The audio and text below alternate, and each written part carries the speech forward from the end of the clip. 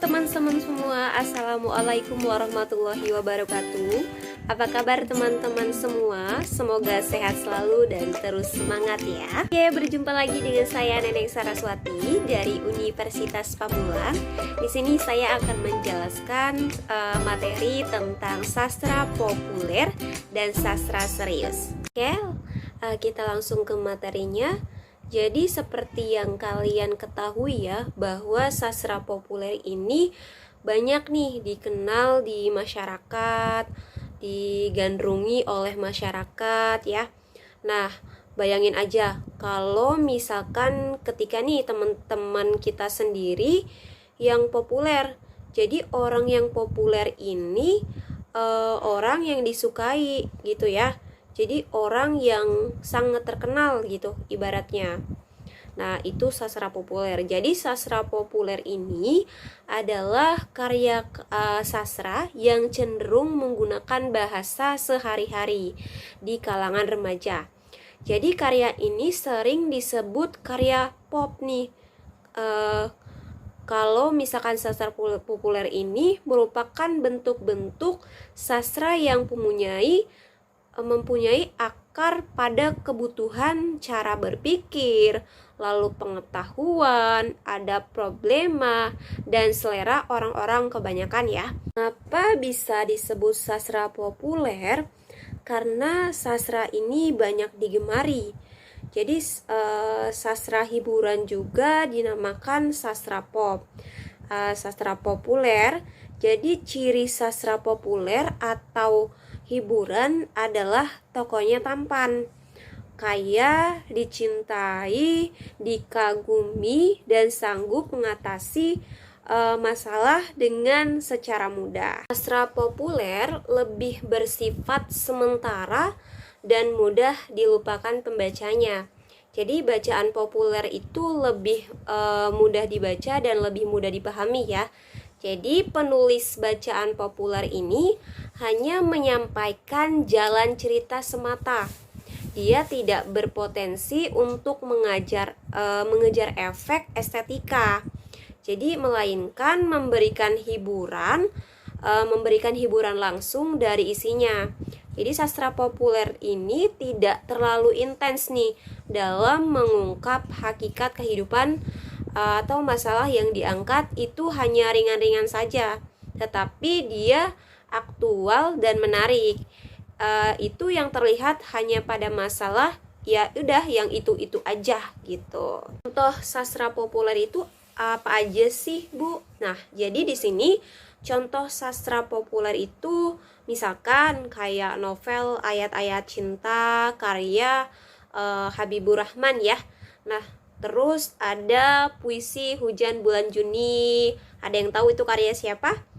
Iya, betul, itu karya Sapardi Djoko Damono. Nah, yang ketiga itu ada roman. Nah, yang waktu itu sempat filmnya juga sangat terkenal, itu Tenggelamnya Kapal Van der Wijk. Karena ibu juga sudah sering nonton ya. Itu filmnya luar biasa, populernya luar biasa. Seperti itu contoh-contohnya. Kenapa novel-novel atau puisi-puisi dan roman itu disebut sastra populer? Karena untuk karya sastra novel yang tadi disebutkan, untuk contoh-contohnya, karena memang dia hanya terkenal pada masanya saja. Seperti itu. Kita lanjut. Kalau sastra serius itu tidak bersifat stereotip ya. Jadi sehingga dia terdapat unsur pembaharuan. Nah, sastra serius itu lebih berbobot sehingga dibutuhkan daya konsentrasi yang tinggi dan kemauan untuk bisa mencerna bacaan sastra serius. Jadi masalahnya yang disampaikan itu akan diungkap sampai inti untuk hakikat kehidupan yang bersifat universal. Jadi sastra serius ini mengajak para pembacanya merenungi dan meresapi secara mendalam nih pokok persoalan yang dikemukakan gitu. Contoh dari sastra serius ini bisa kita lihat ya. Di sini ada cinta asmara dengan model kehidupan yang berbau mewah, kisah percintaan romantis antara pria tampan dan wanita cantik, seperti perselingkuhan, rebutan harta warisan. Itu kan memang menarik ya, seperti mirip tema opera sabun Amerika, lalu ada telenovela atau melodrama Korea. Nah, wanita dan remaja yang paling peka dan terbuka itu menjadi sasaran tembak bacaan itu. Jadi sejenak mereka dapat melupakan kepahitan hidup yang dialaminya. Jadi bersifat stereotip gitu ya. Jadi cerita itu mudah dipahami, mungkin juga mudah ditebak ending ceritanya, atau alurnya itu lancar dan cukup sederhana. Selain memberikan hiburan, sastra serius juga terimplisit memberikan pengalaman yang berharga bagi pembacanya gitu ya. Jadi di sini sastra serius itu mengajak pembaca untuk meresapi lebih sungguh-sungguh gitu. Jadi permasalahan yang diangkat dalam karya sastra tersebut. Nah, contohnya di sini menurut Nugiantoro itu 1998 di halaman 19 mengatakan bahwa hakikat kehidupan itu tetap dipertahankan sepanjang masa. Jadi hal ini yang menyebabkan sastra serius tetap menarik diperbincangkan gitu.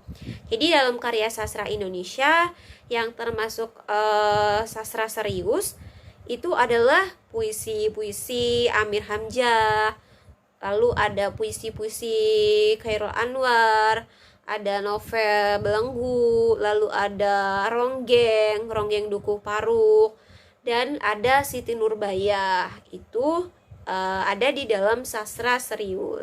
Yang membedakan sastra serius dan sastra populer itu apa sih? Nah, di sini sastra serius itu lebih menonjolkan hakikat kehidupan secara mendalam. Sedangkan sastra populer itu tidak terlalu intens dalam mengangkat hakikat kehidupan. Lalu di sini juga sastra populer isinya cenderung ringan sehingga lebih mudah dibaca. Sedangkan kalau misalkan sastra serius itu lebih berbobot sehingga membutuhkan konsentrasi yang tinggi untuk membacanya gitu. Nah, di sini juga untuk sastra serius itu dari segi jumlah pembacanya tidak mempunyai banyak pembaca pada setiap zamannya ya. Jadi di sini sedangkan sastra populer itu lebih banyak pembacanya. Jadi sastra populer itu lebih bersifat mengabdi selera pembaca. Kalau sastra serius itu tidak bersifat mengabdi kepada selera pembaca. Jadi dia lebih banyak pembacanya pada zamannya aja gitu. Nah, ada sastra populer juga ini tidak berpotensi mengejar efek estetis ya. Jadi melainkan memberikan hiburan langsung dari isinya. Jadi kalau misalkan sastra serius itu berpretensi mengejar efek estetis, berbeda dengan populer. Kalau populer kan tidak mengejar efek estetis. Kalau misalkan di sastra serius itu dia berpretensi mengejar efek estetis. Jadi dapat dipahami ya. Nah, kalau sastra populer itu lebih bersifat stereotip, hanya bersifat itu-itu aja tuh, dan tidak mengutamakan adanya unsur-unsur pembaharuan. Sedangkan kalau misalkan sastra serius itu tidak bersifat stereotip ya, kebalikannya dengan sastra populer, sehingga terdapat unsur pembaharuan. Nah, itu perbedaan sastra populer dan sastra serius. Tadi mengenai sastra populer dan sastra serius. Mungkin ini saja untuk materi yang saya sampaikan di minggu ini. Sampai berjumpa di minggu depan ya teman-teman ya. Wassalamualaikum warahmatullahi wabarakatuh.